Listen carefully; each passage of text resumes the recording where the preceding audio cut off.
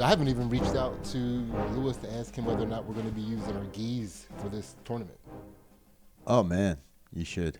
Right? You should. That seems like aren't gis like a incremental or no? Integral. Integral. Yeah. There it is. Or integral. Integral. Yeah. That's what I was like. Is it integral? Or I say integral. Or integral. People like you say integral. Because the whole thing is, I wanted to say, I was like, I was just trying to match you, brother.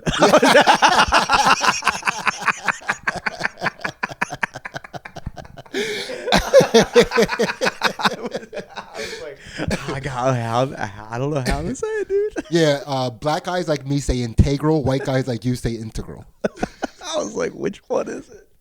Yeah. Oh, shit. But black guys like you say integral. Integral, yeah. I say integral. Yeah. It's integral, dude. But yeah, you should definitely reach out about that because that seems like isn't that a thing? Aren't the gis important? I mean, if we're using them, it's important. But they had gis there last time for people to wear. So I could just bring my belt. Because if you do packing a gi is so much space in your luggage. Yeah, that's thick material. Very thick. Yeah. And no matter how you fold it, it's like 3 times. How much thicker. do gis weigh? Is there is there heavier gis? Yes. What? I have predominantly lightweight gis. There's heavier. What are the heavy gis for? There's lighter gis.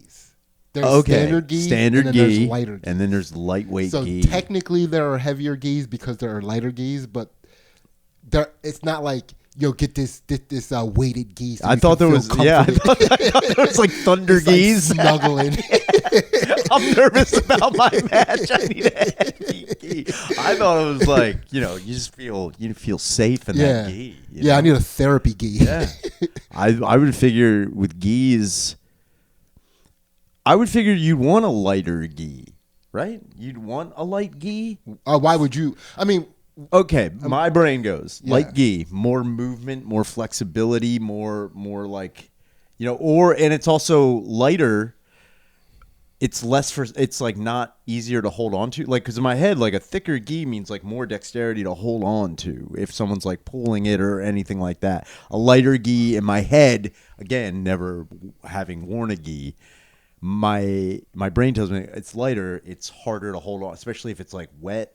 Like, like if you're sweating, I get it. If you're sweating, all those baby oil matches you guys are doing, all those gay baby oil fucking jiu-jitsu matches you guys are doing that I've heard about. Yeah. But the other day, my son and I were talking about wrestling and jiu-jitsu because so recently my son has asked me some pretty intense philosophical questions. I'll get to those later. But because I'm curious to see what you have going on to talk about. But he was like, because I was telling him that wrestling's the hardest sport in the world. Yeah. And he was like, is it because it's the gayest? And I was like, well, that's I think it's funny you're like deep philosophical questions. It is a pretty philosophical question. How gay is wrestling? Yes, and then we were trying to figure out which one was gayer between jiu-jitsu and wrestling. I would say wrestling is gayer. Not even close. Really? Yeah. The only reason I say, having been a wrestler, the only reason I say wrestling is gayer, because of the starting positions you can have in wrestling. That's fair. And one of which is where you are all on all fours, and there is a man behind you.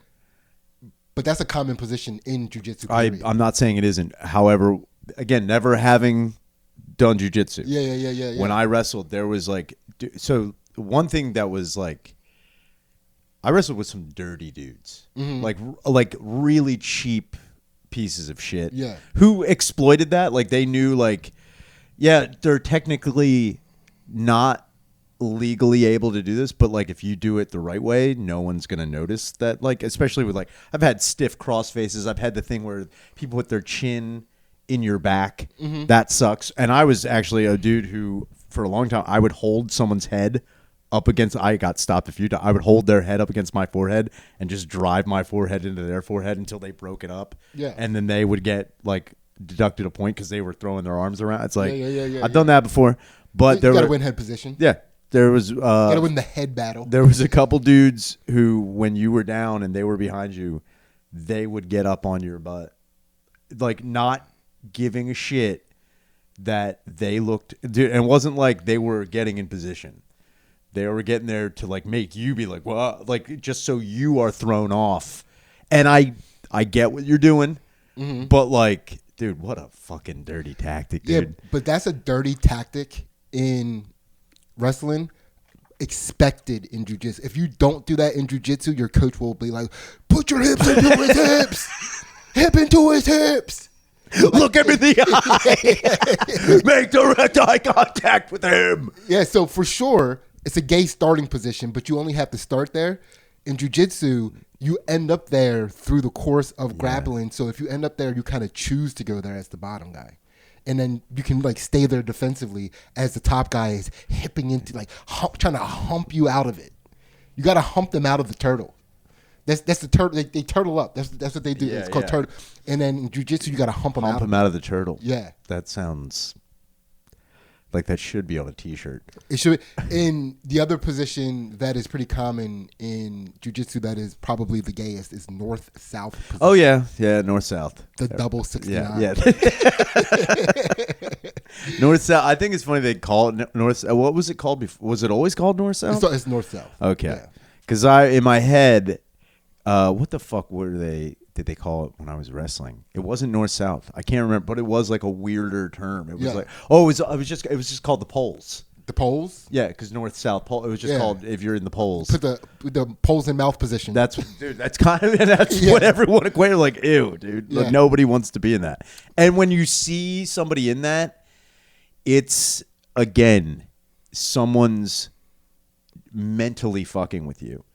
Like in high school, in wrestling, in middle school wrestling, that only happens when the dude who's on top of you is really trying to embarrass you with everything going on.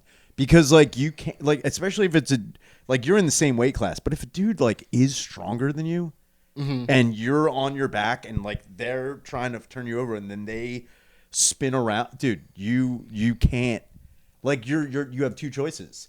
Try and put your head up, and then you have a face full of ass and balls, or try to turn again, and then they get the back. Like, dude, put it in your ear. It's dude, you're kind of fucked either way. Yeah, it is not a good way to be. Yeah. So I mean, for those reasons alone, I would say jiu-jitsu is gayer. Yeah, and you guys also. But it is like the wrestling singlets are pretty gay. Yeah, those are gay. They're gay uniforms. Yeah, they're pretty gay. They're definitely gay. And it's like even when you try to church them up, we had dudes who like you had to wear the school's colors, but you could buy your own like with the school. Like they just had to have the school's colors. Yeah. So like we were blue and gold, but like I saw dudes with like blue and gold versions of like the American flag with like an eagle on there. Like they couldn't be over the top. Yeah. But they could have like you could have your own flair. That's even gayer. Yeah. Like flaring up a gay outfit.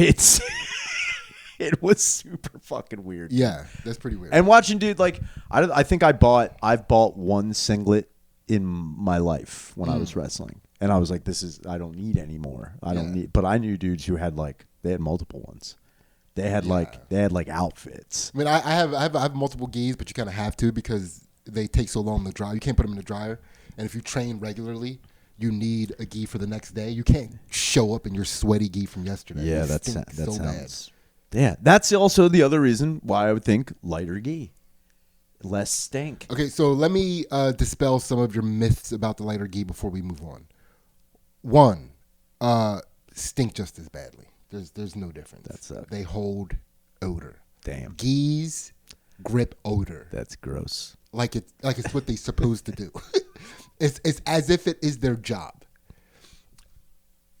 And the disgusting. The craziest part about it is like you'll do everything you can. You use all these laundry accessories like the liquid that you put in to get the smells away, not just the laundry detergent, and you smell them out of the when they're dry out of the washer and stuff, and they air dry, and you smell them. Like, oh my god, it smells so good. And then as soon as your body heat activates it, right back. Yeah, right back. Damn, you turn them on. That sucks. So that's crazy. And then like you also your gi smells like not just you, but every guy you've ever grappled with, and gal. But it's all the odors are in your gi. But the gal smells got to be all right sometimes. Yeah, but it doesn't necessarily mix well with the guy. No, with the guy smell, it just it comes as some amalgamation. It's like an aftertaste. Yeah. if you go with one gal, you're with every other guy she's been with. Basically, that's how it is. Yeah. It's a stinky. That's how you spread STGs.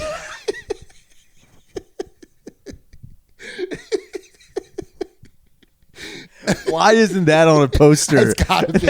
Dude, why isn't that at your gym? Yeah, don't spread STDs. Clean your don't be gross. Ew, it's so gross. And then so gripping wise, it's easier to grip the lighter gi because you can get more fabric in the palm of your hand. Oh, I would have figured the thicker one was like more. I don't know. But it's like a bigger. It's like you can get like more of a doorknob in your hand by bunch it up and grip it. All right, that makes sense. Yeah, so it's my lighter gis, the top has been ripped. Now, when you rip a gi, when gis get ripped during a match, is that like a full stop?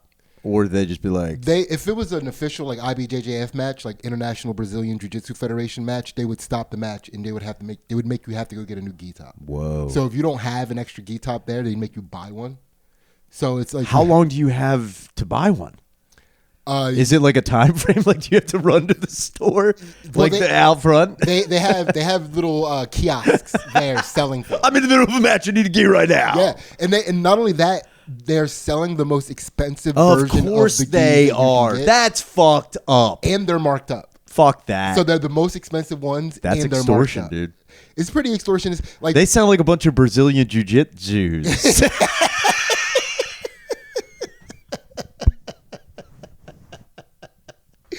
That's what they are. They're jiu-jitsu Jews. For sure. But so Ansley had to one time buy a new belt. Yeah. And she had a match, and then right before her next match, they were like, "That belt is too faded. You have to get a new belt." What? Yeah, it was when she had a brown belt. They were saying that it was too, they fade. Yeah, of course. Yeah. And they were like, "Yeah, you need a new belt." And different people, because jiu-jitsu is such a community thing, because they probably were like, "Here, use my brown." A lot of people were like, "Here," and then so they were handing it to me because I'm her coach. Yeah, and and respectfully, so like guys were like offering their belt to my woman. Don't you hand your belt directly to my woman? Did they it's for your lady. So as I was getting the belts, I had to judge them on their wetness, whether or not I was going to hand it to my woman. Yeah. You know what I mean? And it was just like I got the first belt, and I was like, "Nah, thank you, but thank you. No, thank you, but thank you." Sorry, you're gross. Yeah. Sorry, you're gross. And then the driest belt still felt like this because my hand was just sopped, all the belts. So I was just like, "We'll just buy a new one." Sorry, everybody here. You're all disgusting pieces of shit. Yeah. We're just gonna go get gouged by the kiosk. Yes. That's insanity. Yeah, and it was like, "Yeah, sweet, I'll just buy you a new one. Actually, can you give me your wallet?" I seem to have. Babe, I'll just buy you a new one. Yeah, I'll use your money to buy you a new one. Babe, I'll get you one. It's on me. Yeah. I mean, by that, I mean I'm going over there. Yeah, I'll buy you a new one. I'll deal with those guys over there. Yeah. You don't have to deal with that. Yeah. No disgusting belt for you, but you are going to pay for it. Yes. That is that sounds like that's how jiu-jitsu makes most of their money. Just exploiting the fact that they can be like, your fashion isn't good enough. Yeah. It's pretty wild. Fucked up. I also thought so now when you're wearing a gi, you have to have sleeves, right? Yes. You can't be like Ryu out there. No. Does that ever happen? Nothing. That's never happened. You can in your gym training and stuff. Sure. You can have fun, have a good time. Yeah. But when you compete, you got it. Yeah, you can't have fun. That's lame. I mean, there's ways you can have fun in the match, but you can't have fashion What's fun. the most fun you've had during a match? And you can't just say winning. You can't just say winning. Okay, so okay. All right. This is again. All right. You can't just say I won, dude. That's okay. Fun. So That's fun. it was a version of winning that I liked. Oh, all right. So I did this high rollers tournament, and yeah. I remember everybody had to be high. Yes. Right, and they had the way that it was set up is if you scored the same amount of points, the winner goes to the person that scored points first. Okay.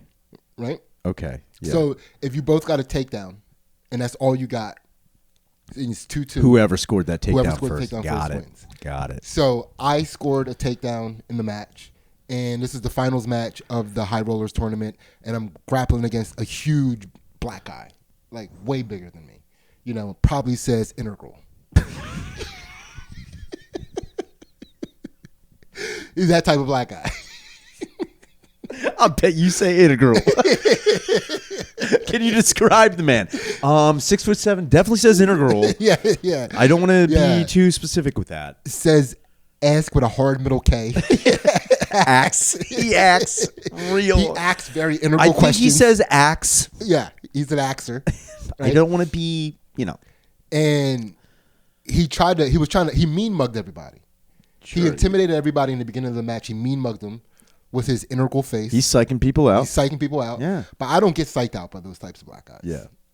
Like, what types of black guys do you get psyched out by? Probably more closer to me / going towards Lemaire's. That are in the environments that I'm in. Oh, okay, gotcha. Do you understand what I'm saying? Just big quiet dudes. Yeah, or like a big, like a jacked dude that loves life as a black guy, because you can always tell when a black guy comes from the hood or doesn't come from the hood. Okay, right. It doesn't matter how they present. There's just like a part of their vibe and DNA that you feel and you connect with, especially if you came from the hood. Gotcha.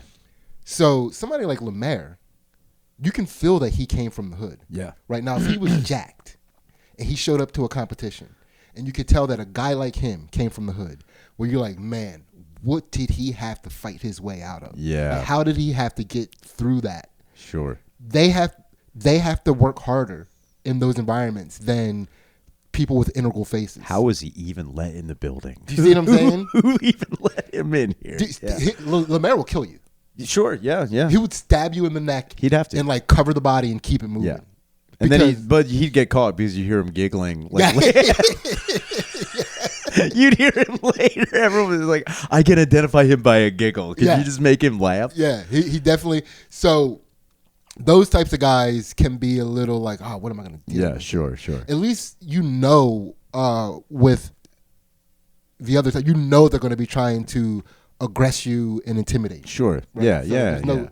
Like it would be like if he wanted to like sit you down for like a PowerPoint presentation, like, oh my God, what is this? Well, that's out of left field. Yeah, this is crazy. I was not expecting this. So he was he was just like intimidating everybody in the thing. Yeah. And I'm just being my like happy-go-lucky self, making it to the finals. And dude, I psyched out one guy by accident. We were wearing the exact same color scheme, the same top and same bottom, right?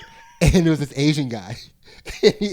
And we were about to shake hands in the beginning of the match. I was like, "Oh, look at us, we're twins." And he was like in his zone, and he was like, "Huh? What? Wait, what? What did you say?" And they were like, "Go." Twins. Yeah.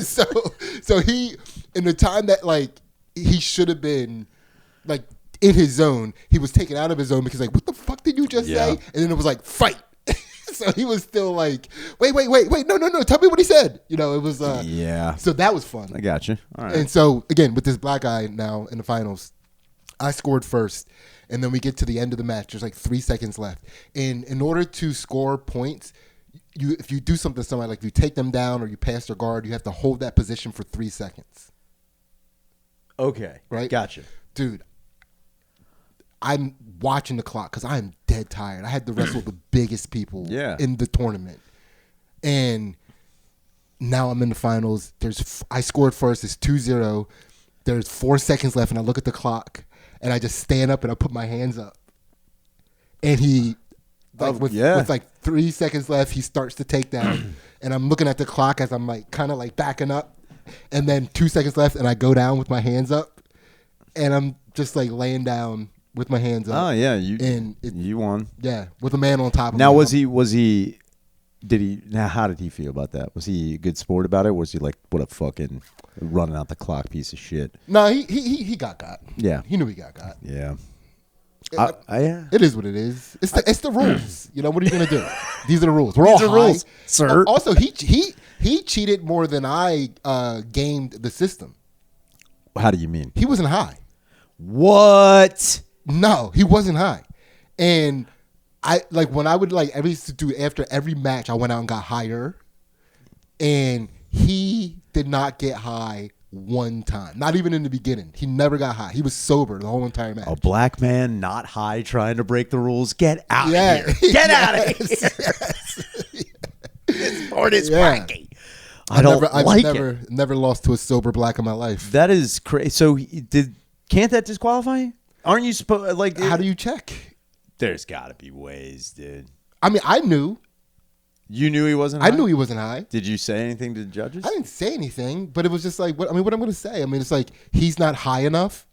Yeah, although you could. So here's the problem was, if we were in California, we were in New York for this match, New York City. So we couldn't smoke indoors. But when they do these in places where smoking is legal, like when they would do it in California, if they felt like somebody wasn't high enough on the mat, they would stop the match and bring a joint out. Whoa. Now that's what I'm talking about. That's what I'm talking about. That's sick. That's pretty sick. I like that. Yeah, that's pretty sick. Pretty good. Everyone stop. This guy's not wasted enough. Sir? Yeah, I think we got a cheater on the mat. Now he's a chiefer. It's like they stopped, like, come on. He's like, what? He's like, he didn't say, hey, Macarena. Yeah. And he's not high enough. He is not high enough.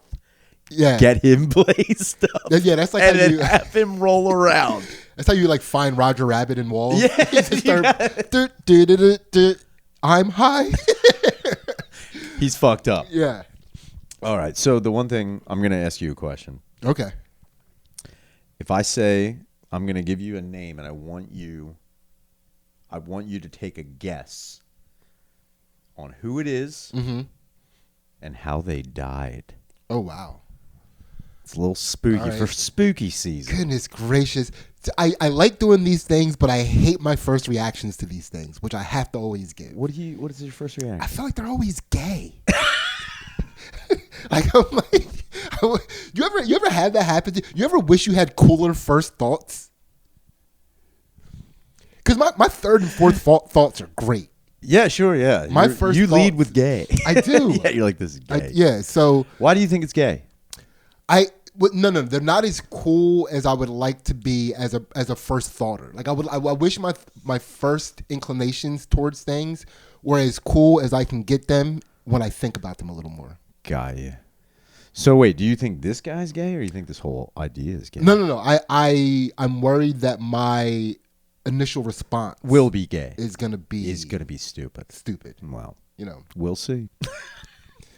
Richard Leroy McKinley. Richard. Oh, sorry. Yeah, McKinley. Richard Leroy McKinley. Richard. So, all right, Dick Leroy. Dick McKinley. Leroy. Dick McKinley. Dick McKinley. Dick McKinley. Dickie McKinley. All right. I don't know. I mean, Leroy is why I think he's black. Although.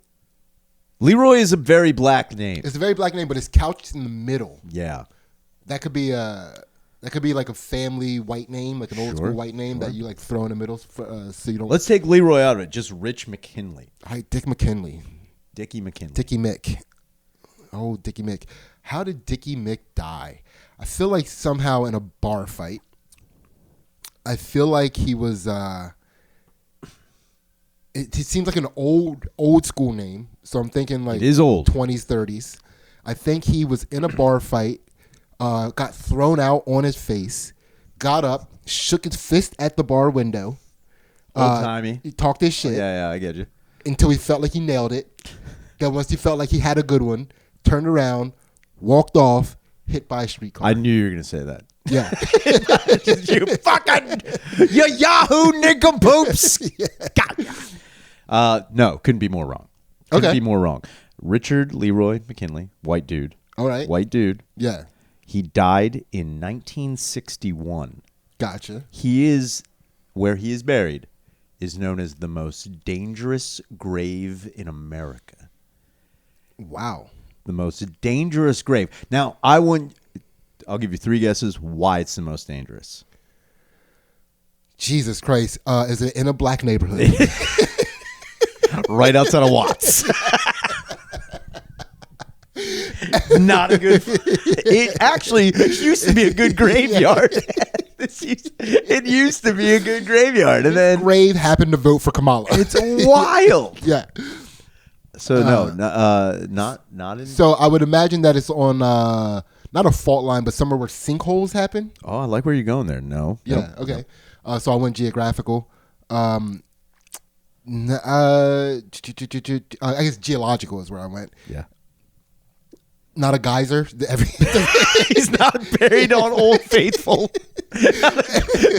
First off, let's just unpack. Burying someone in a geyser gotta be the funniest prank in the world. Dude. If you were to put someone in Old Faithful. Yeah. And then just walk away and then because that's time, that's like clockwork. Every day at 5:00. Yeah, it's just like you pop up just flipping around. Everyone will be like, "What is happening?" Yeah. There's a dude in the geyser. I bet you it'd become a way more popular tourist. Oh, if that was like a thing? Yeah. Yeah. Oh God, yeah. They would never stop talking. They're like somebody won. I mean, Old Faithful in Yellowstone, it's a national landmark. Mm-hmm. People go there, a huge tourist attraction. Mm-hmm. To somehow, without park rangers or anyone seeing you, if you got a body into the geyser and then dude, it would be one of the biggest mysteries in the world. How would you stuff the body in there? So the only way I think you could do it, well, you got 2 options. It's unfortunately got to be a child, got to be somebody small enough, because you moving a stone cold limp body. Yeah, you either got to murder someone there and put it, but then you got to get close enough to the geyser. It seems like if you knock a child out, throw the child in, then you can get away with it. That's a dunk. I was thinking about folding the person in half and plugging them butt first. Oh, just so they're stuck with their yeah. So they're looking at their feet. You know what I mean? Or the other, you put body parts in, you cut them up. You have like a backpack. Oh, like a confetti. Yeah, so they're just flying out. That's good. You know what I would do? I'd paint them pink and say it was just the biggest gender reveal ever. They'd be flying out of there and be like, "Oh, pink body parts." It's a girl. I'm having a little baby angel. Yeah. It's squirting. It's squirting. It's a squirt. You know what? That's another thing. I don't know how that's never been. Again, it would take time. Yeah. But would be a very funny vandalism if you made the hole around Old Faithful look like a sniz. If you just made that I've never seen it. It could look like a sniz. I don't know if it does. I think it just looks like I think as something spews over time, it starts to look more and more pussy. Yeah. I don't know. It looks like a butthole. It looks like a prolapsed asshole. Old Faithful does. But I'm surprised no one has drawn legs around it. I'm sure. We gotta check this. We gotta check the pictures. We don't know what Native Americans did before we were there. That, you know what? That would have been sick to know that the Iroquois or somebody just when we got there were legs around this geyser. It's they were the fucking dogs, dude. Yeah. Just having you see this puss that squirts a lot? Yeah. Don't go over there. We worship it every 32 minutes. It's pretty sick. So you said fault line. Yeah, geyser. other than that, my brain now goes to some sort of Addams Family version of a grave where it has metal teeth that chomp. Again, I like where you're going. Not it. Okay. So Richard Leroy McKinley it's the most physically dangerous grave in America, is arguably the lead-lined burial site of Richard Leroy McKinley at Arlington National Cemetery due to a 1961 reactor incident. And his remains are dangerously radioactive and required a unique heavy shield casket. He is buried, I think, around 20-something feet underground Yeah. in a lead casket, which is surrounded by another lead cylinder, which is encased in concrete. That's crazy.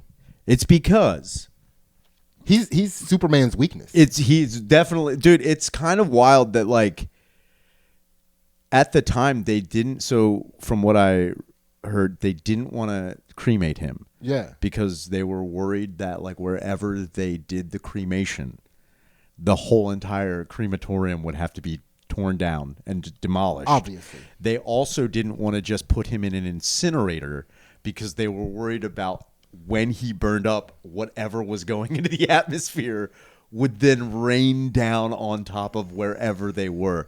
Acid dick. Just you got the dick rain? Dick rain. When a dick comes down on you, dude, it's crazy. So the thing with Dickie Leroy, apparently in 1961 in a nuclear reactor, they don't know why. This is where they just don't understand. So this is also the only, with the exception of the meltdown at 3 Mile Island and other smaller nuclear facilities, like nuclear power plants, this is the only nuclear disaster on record that happened in America. So in 1961... Wait. Why does it get that caveat if 3 Mile Island happened? Apparently this is the only one that was like a military nuclear disaster.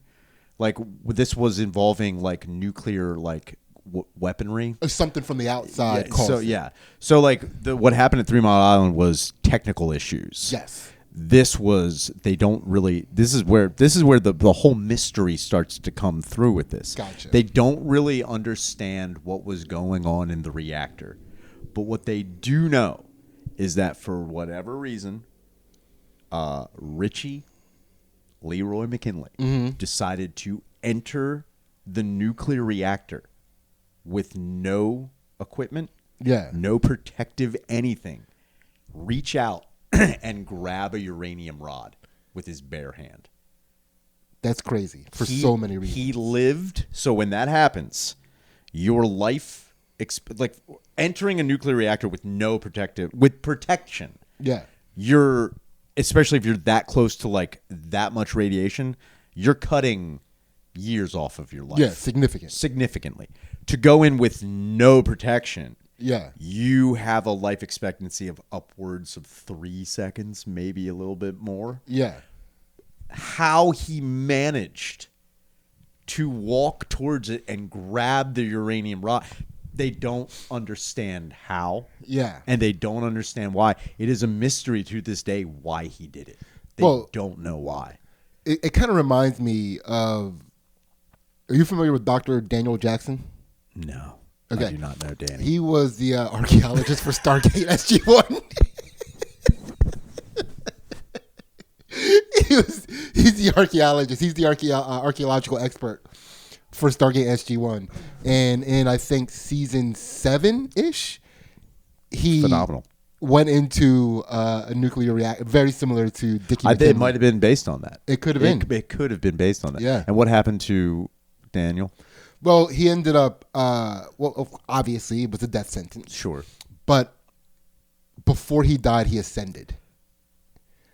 I mean, it was a whole thing in season 6 that you would have. There's so much context that I would have to fill you in with for you to understand why that was pertinent. But he ascended.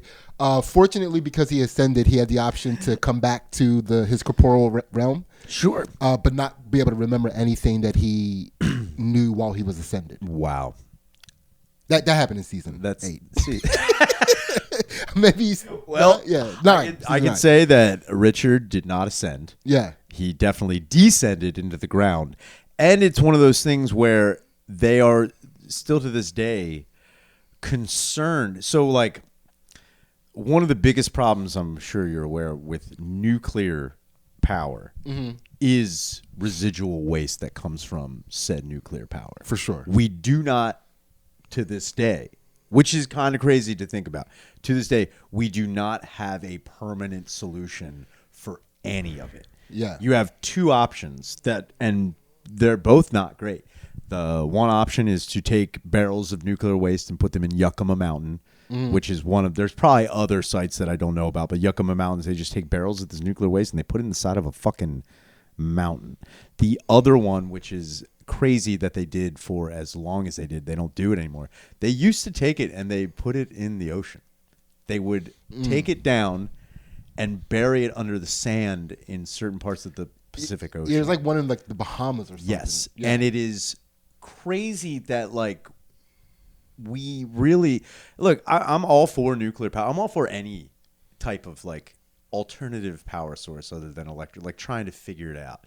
But like nuclear power is one of those things like we went too fast, we're like, yeah, we can use this. Yeah. What are we doing with the trash?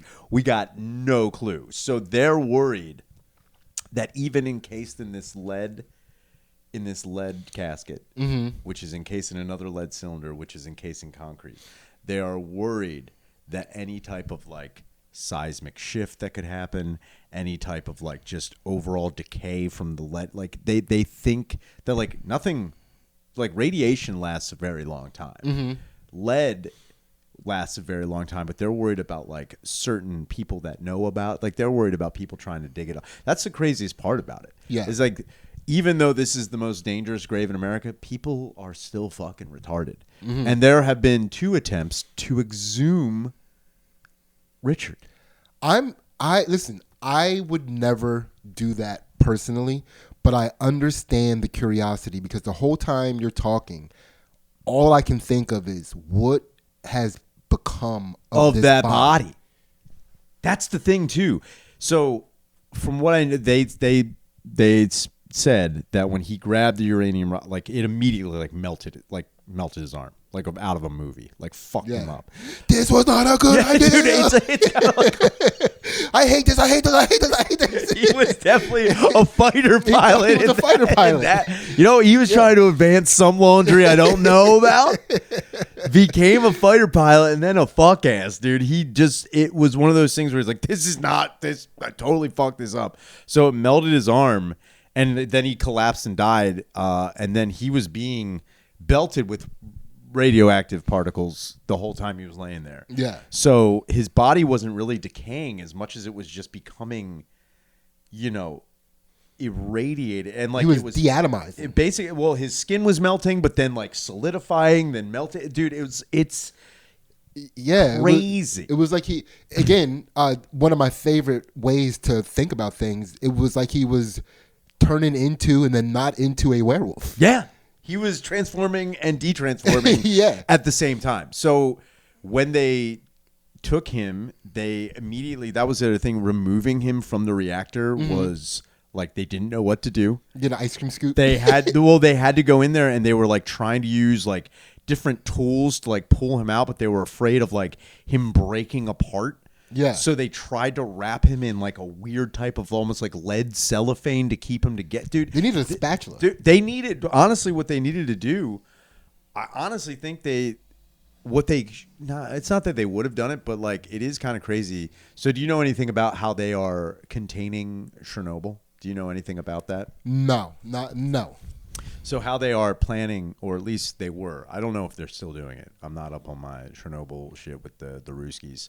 But what they were planning on doing at Chernobyl was basically doing almost the same thing with Richard's body. They were going to encase the entire building in concrete because they do not know how to clean up all of that waste. And that waste will still be there for almost 300-something years. Like they just don't know what to do with it. And that was what they were like, okay, well, this whole nuclear site is fucked up. Let's just encase it in concrete again and build something around it. Like, dude, get this guy out of here. We can't lose these reactors because some guy's a fucking retard. Yes, it reminds me of like if you ever try to flip an omelet too early. Oh yeah, it's gonna. He was definitely over easy. Yeah, he was definitely runny. Yeah. He was a dippy egg. He was a dippy dick. He was a dippy dick, dude. But it blows my mind because, like, I think about like That's talked about. Like people we know about Dick. However, there are other military personnel that have done wild ass shit like that. Wait, he was a military personnel? Yeah. Do you remember? You know his rank? I don't remember his rank. Private Dick. I think he was a special edgelist. He was definitely kind of retarded. Well, he was definitely being a hero, right? They don't know what he was doing. Or we just like, I bet it's not as dangerous as they say it. That was the thing. They don't really. There was a small issue, and I can't remember exactly what it was. But like Dick, they were like, "Yo, this guy wasn't unfamiliar with how radiation worked." Yeah. He was just like, "I got to go in there now." They're like, yeah. "Put on a suit, you retard," and he was like, "I got it. I got this." And it's like they think that he had. And this is where it came down with like other, cautionary tales about radiation and the effects of radiation on the brain. They think that like his brain was being belted with radiation and making him slowly go insane. Dude, you think radiation's a parasite? It kind of is. I think that makes you want to go towards radiation. I think it's like a moth to a flame, dude. Yeah, I think you get so crazy, you're like, I can do this. It's like I got to be one with this radiation. You know what toxoplasmosis is? No, dude. As a cat lover, that you are. I'm not a cat lover. What? Cat lover? You're not a cat lover? I'm a cat liker. I like cats. Ryan, I like cats. This is crazy. I like cats. I like dogs. I cannot believe you're trying to walk back your love of cats. I'm not walking cat liker. Dude, I would say I'm not an animal. I'm an animal liker. I like animals. I like them. I would never say I love them. I like them. Why would you not say you love cats? Why would I not say I love cats? Yeah. Because they're wildly annoying. Cats, whoa. Do you love women? Of course I do. Here's the thing. Here's the thing, though. Oh, so wildly annoying. Hold on. So one time, I'll say this. This was years ago. I was on a Tinder date. Mm-hmm. On a Tinder date. And we decided we were going to go on a daytime date to go get brunch, which I was like, whatever. Let's just go do this. We go to this fine Mexican eatery in North Philadelphia. Terrible choice for a first date, but go ahead. I didn't know why she picked it. Yeah. But I'm along for the ride. We get there and we start, we're bullshitting, talking. And she brings up her dog. And she's talking about, how great it is owning a dog. And she loves adopting animals and all this stuff like that. And like, I'm hearing it, but I'm not like, it's like, oh, that's neat. She's like, do you have any pets? I'm like, oh, and this is back when I had Sex Machine. This is back when I had Sex Machine. I was like, oh, I have a cat, orange guy, Sex Machine. Blah, blah. She's like, oh my God, that's so adorable. You love him. I know you love him. I'm like, I like him. Mm-hmm. I like him a lot. She's like, no, you love him. Don't act like you don't. You love him. I was like, here's what I'm gonna say. I was like, and this ended the date. Okay. She ended it by saying that was the most off-putting thing I've ever heard in my entire life. Okay. I like where this is going. I said, and I mean this wholeheartedly, I do not want this to happen. Mm-hmm. I do not want every dog and cat in the world to disappear. I don't want that. Okay. But if it happens, I don't care. If every dog and cat in the world were to go away, I personally do not care. I'm going to be all right. I understand that other people will be affected by this. Yeah. Alex, my girlfriend, be devastated. My mom would be upset. People who love their dog, people who need dogs for like, fucking emotional support or even seeing eye dogs. I get it. They'd be fucked up and damaged. I get it. I know. That's why I don't want it to happen. I understand what animals do to people. However, me personally, I'm going to be all right. I think you're going to be devastated. I don't think I will be. I don't think I will. Yeah, I also agree with you. But I don't think I will be. Here's how I gauge whether or not I feel like somebody loves an animal. Because keep in mind, this isn't something that I believed existed in humans. I didn't believe that people really loved their pets. I thought it was fake. You thought love for an animal is fake? I did for a long time. I didn't believe it. You watched Homeward Bound: The Incredible Journey and were like, "This is bullshit." They seemed okay without the I don't know, dude. They did not. Dude, that cat goes over a waterfall, man. No. The people seemed okay. No, they were bummed. They were a little bummed. Dude, the girl they was devastated. The boy was Shadow. He was completely crushed. They were so a little bummed. Watch it again, man. They're not as bummed as you think they are. Go back and revisit. Dude, they're not. They're like, and then when they get the dog, the things back, they're just now, like. Hold on. Do you think, again, mm-hmm. when I say dogs and cats disappearing, I mean domesticated. I do not mean wild animals. I don't mean like wolves and shit. Oh, okay. I don't mean wolves. But like stray cats and stray dogs. All the dogs. Anna downstairs. Yeah.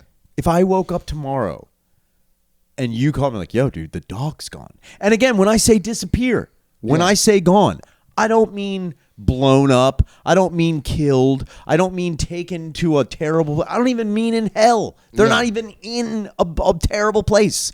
They are Thanos. just gone. Yeah. I don't want dogs and cats to suffer. I don't want any animal to suffer. I take no joy in killing an animal. That's just an innocent being. If it was like a dog trying to kill me, I'm fucking killing that dog. But I'm saying like just regular dogs and cats. No pain, no anguish, no strife. Yeah. No netherworld where they're being abused. Just gone. I'm going to be all right. So let me ask you this question. Do you attribute, and be honest, okay, right? Don't just try to answer this in a way that supports your I don't love cats argument. Sure. All right? Was there ever a time in your life where you say that having that cat got you through a hard time? Like you couldn't, like that cat was integral in helping you get through a tough time? No. Okay. If anything, he was when I blew. Are you talking about when I fucked up my knee and I was by myself? Sounds like you are. Because that's where the only thing I can really equate it to. Okay. So when I blew out my knee, that I blew out my knee.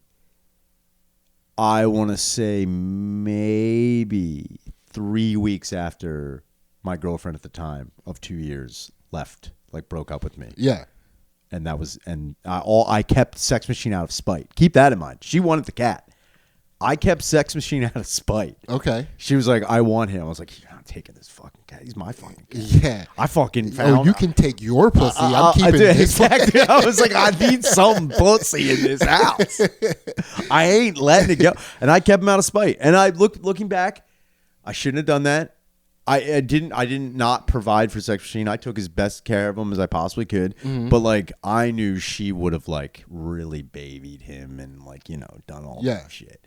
And again, not like I was mean to this fucking cat, but like I know when people are like, you just want him to grow up like a real man. I just wanted him to be an adult. Yeah. Fucking I wanted him to be like a normal cat. Be responsible. Yeah. Yeah. Make something, do anything, pay a bill, do anything. But when my knee's fucked up, I'm by myself at my house, girlfriend's gone, all I have is a cat there. And like he was, chilling. He wasn't being a jerk. He was a good boy, but like at no point in time, dude, the stress of like I now cannot work. Mm-hmm. I don't know how much money I do have, and I'm running like my brain was like, this is a mouth to feed that I'm responsible for. Yeah, this is putting a lot of pressure. Which is when you realize that you loved it, because you could have kicked it out of the house. Again, I'm not trying to hurt an animal. I have a responsibility. But you could have kicked it out of the house. I could have, but I knew. You could have gave it back to her. Oh no, I was spiteful. Okay, I mean, I was spiteful. Never mind. I was spiteful. That's out of the question. I was honestly been like, I know that if I'm like, hey, I'm incapable of caring for this animal. Yeah, you need to come. Believe me, there was a point in time where I was like, she's got to take this cat. She's got to feed this fucking cat. But what I did is you have a joint custody. You would have had partial custody of your cat. Visitation for my cat. But I did is I had some money saved and I just puffed, I think like I don't know, just tons of different fucking cat food for this fucking animal. Yeah. And that was like, I ended up, he was doing all right. The cat box suffered. Yeah. I'll say that much. The litter box definitely suffered. That was fucking gross, but so it worked out. I think the reason why I'm saying that you love your cat is because I know you used to kiss your cat in the mouth. I would kiss him goodbye, yeah. And I think I've never kissed anything on the mouth that I didn't love. You didn't.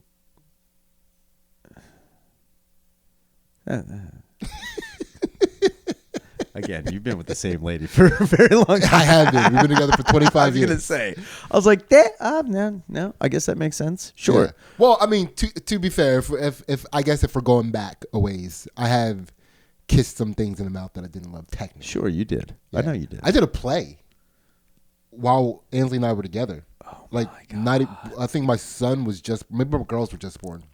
What play? It was a Fringe Fest play. Yeah. And it was this. It was something. The names are in Spanish. One was. I did two plays. Ooh. I did two plays. You're a real thespian, dude. I'm not gonna listen.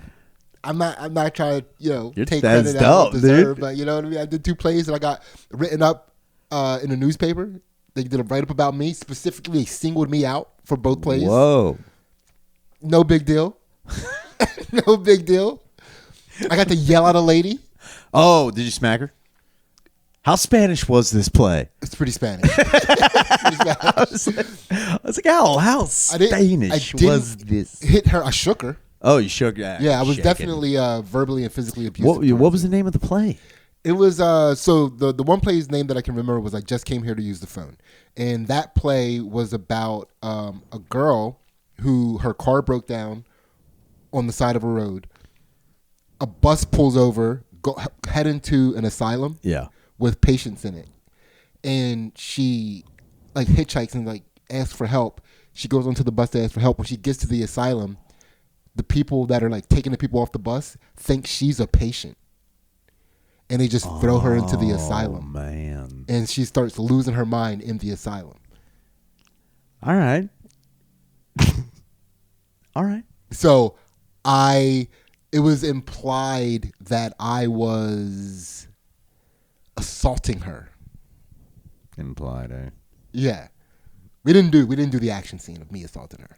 Oh, so they're like, this black dude definitely did it. I was an orderly in the yeah. I know. And I was keeping things orderly, if you know what I mean. No, you weren't. Wrong. I'm corrupt. What's up, everybody? I'm corrupt. Yeah, that was me. You got it wrong. And so the other play, the play that I was, I got the most accolades for, in that for the Fringe Fest. Dude, I was the star of Fringe Fest. Whoa, dude, you were getting Fringy. It was a big deal. So that play was the Hispanic play. That was the play about. And I was with a lady. Yeah. And I was slightly abusive to her. Right? But my family was wealthy. Oh, man. She fell in love with another guy who came from a less prominent family. Bitch. But was good to her. And then she went off with him to like elope in a swamp or some shit. Can't believe it. Yeah. And then I found them. And then he and I fight to the death. So what did you kiss the guy? Who did you kiss? Of course. I'm waiting for that. You're like giving me all these details. I'm like waiting for the answer. Like, and I did kiss somebody. Doesn't matter who I kissed. I kissed someone I didn't love. Oh wait, shit! I got that wrong. He was gonna marry the girl. Mm-hmm. She and I were in love from years ago before we were in a relationship. Sure. I got crazy and I needed to go be a rebel in the wind for a little while. During that time, she got with this guy. I came back. I got with a different woman who I didn't really love. Yeah. And I abused her because I wanted the other lady. Do you know what I mean? This is Spanish as hell. hell. I wanted the other lady. So me and the other lady, we ran off. So she was supposed to get married. Yeah. We ran off to the swamp to be together. They caught up with us. He and I had to fight to the death. Gotcha. But I kissed his fiance, his would-be wife. Gaia. And we did this play, I think 2 times. Whoa. And so how long was the kiss? It was like a long smooch. Oh. No tongue. No tongue. But like a long, like move your head side to side smooch. You know? And I had to do it in front of my wife twice. How did she feel about that? She's a lady. Was she like, you ain't acting? Well, she got a little hot. Oh. Ladies get hot. When you have to kiss another lady in front of her, because it's you're acting. You're being directed to do so. Yeah. And she's seeing you like that. That heats them up. Oh man. It preheats them. She was preheated for. Oh, that's good. Yeah, that's great. Yeah. And I had what's your name? Six and Kyla came to that. That's how did they react? Dude, so the only reason why they came, as I would have done if any of us were in a play at the time, is because being in a play was gay at the time. Sure. We keep in mind we were like hardcore stand-up comedians. Yeah. This is the only art form. Yeah. This is the only real thing. You don't branch out. Why would you do that? I was branching out in the gayest way possible. Exactly. And yeah, you weren't just in a sketch. You were in a full-fledged play with a dance scene. There was a choreographed dance scene that I had to dance in the beginning of the play to Spanish music.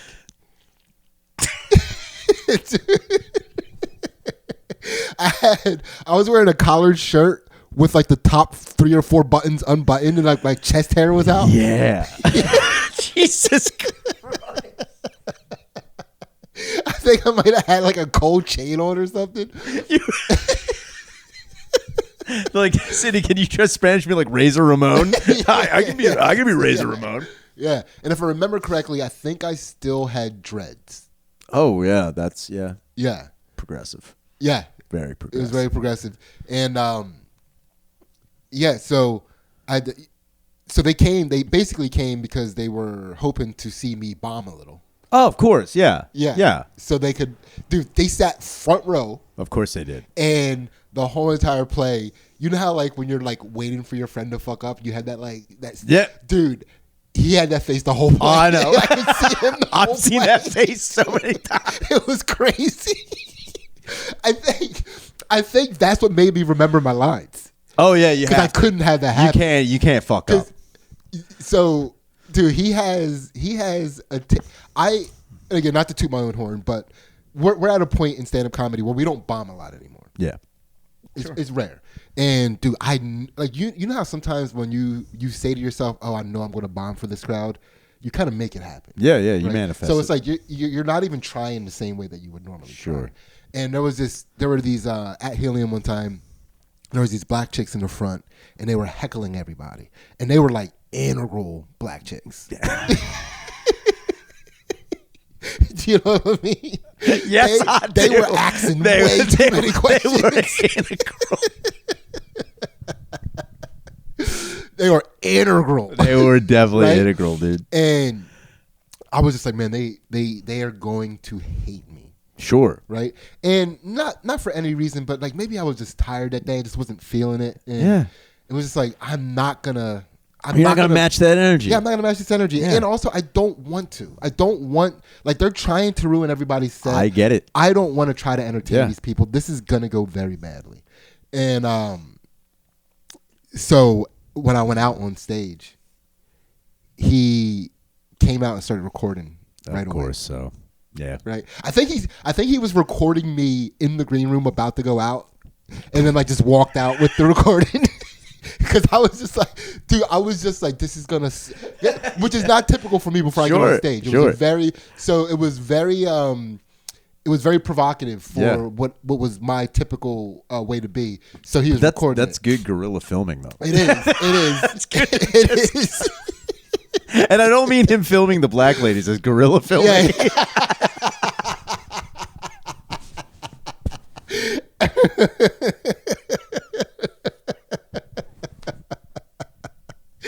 Oh my God. Woo! Man, I love this podcast. It's so fun. This is so fun. Holy shit. So, dude, I'm out on stage, and it was one of those things where it's like you get so angry at the crowd that you don't even want to do material. So I'm just like talking at the crowd, right? Yeah. And I was like angry at them already, so it just wasn't coming off right. And dude, this one black chick goes, "Corny ass bull."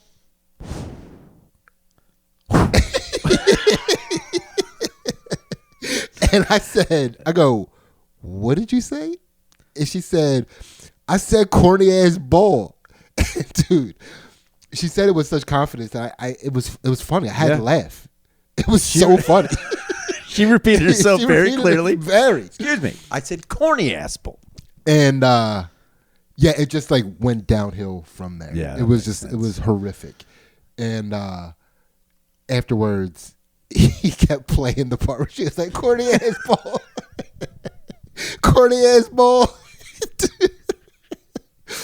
It was like, thankfully he did record it because it was funny. And I was able to get something out of it. Of course, But so they came to they were like hoping to watch you catch me in a moment. Yeah. And but you danced dude, literally right around. I Jordan that shit, man.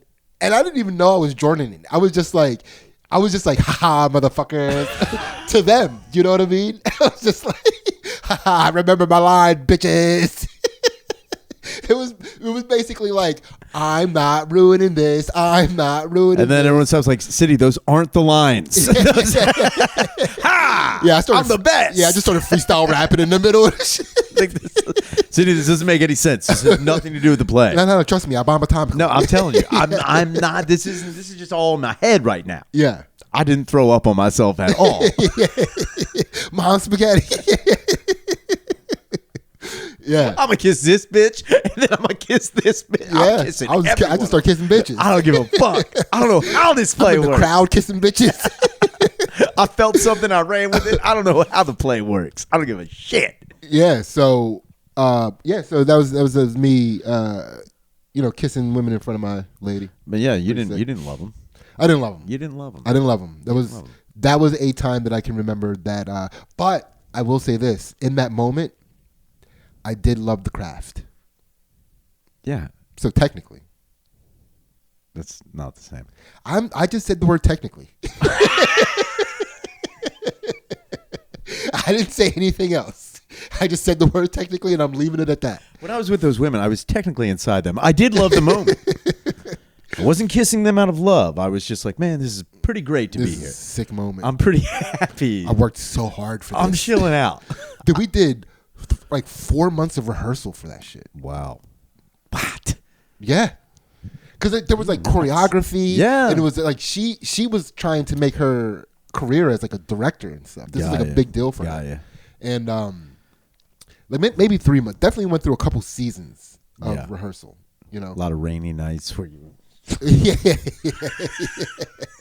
in this room specifically dancing around. Yeah. What are you doing, Sidney? I'm trying to do the best I can. Mm-hmm. And then you smack your wife.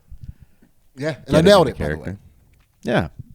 Great little write-up about me. You got a Tony award. I did.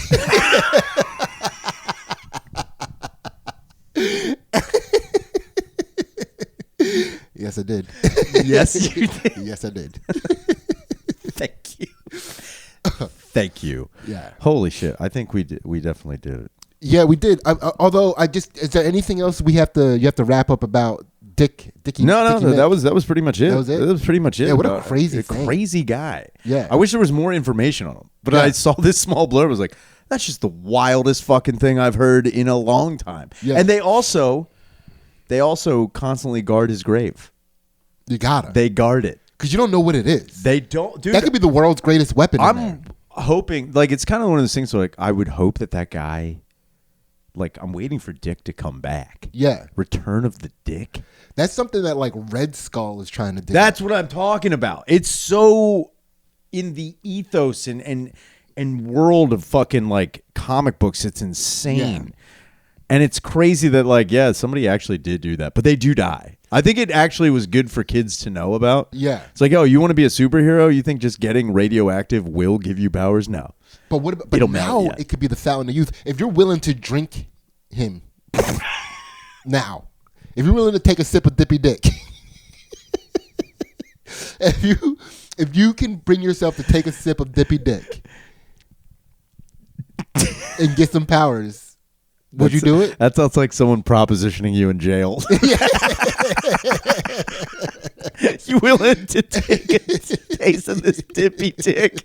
You gonna get powers. Yeah, I swear to sipping God. Dippy Dick is pretty wild. It's pretty wild. You're right. Maybe should definitely not do that. Don't sip Dippy Dick. Yeah. Oh my God. All right. Yeah. Let's close this out because we got to get to this. We declared. I think we declared war on love. Yes. Definitely love. Mm-hmm. And I'm not declaring war on your acting ability because I haven't seen the play, so I can't. Remarkable. I can only. A true Denzel in his prime. Wow. I was straight up Philadelphia in this bitch. Dude, I'm critically acclaimed.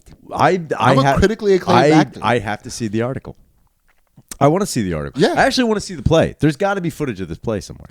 There probably is. There's got to be. There probably and is. It was called, what was it? One was called I'm Just Here to Use the Phone, which was the Insane Asylum one. And I forget. The other one had like a Spanish name. Los Negro de Caliente.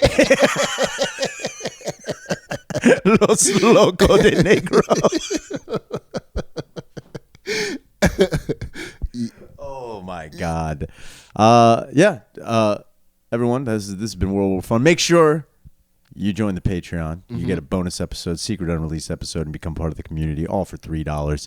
And make sure that you tell everyone that if you go in the description, you can find the link for the book I wrote.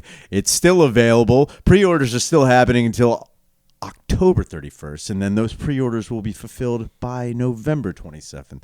Please get on it. I would greatly appreciate it if you pick it up and read it. That would be amazing. Also, for the people that are outside of the country that are trying to get the book, DM Ryan personally on Instagram. And I will make a point to get that book to you. If there is anybody, there's been a few people who've got hold of me. The website I'm using doesn't ship outside of the U.S., so I'll definitely try and figure that out. And I appreciate, again, anybody picking it up, anybody paying attention to it. You are making my world great. Yeah, he'll eat the additional cost. I'm going to have to. I'm going to lose money trying to get you this book. Make him lose money getting you that book. Please make me lose money ordering this book. Please let me tell my landlord that so many people bought the book. So many Canadians. So many people in Brazil. There's a couple in New Zealand. Fucking, I don't even know. Germany's going nuts for it right now. Ryan's running a reverse pyramid scheme. I'm losing money. Fuck, shit. I've been Ryan Shannon. This has been Sidney Gantt. This has been World War Fun. We drop a new episode every Sunday. We will see you next time.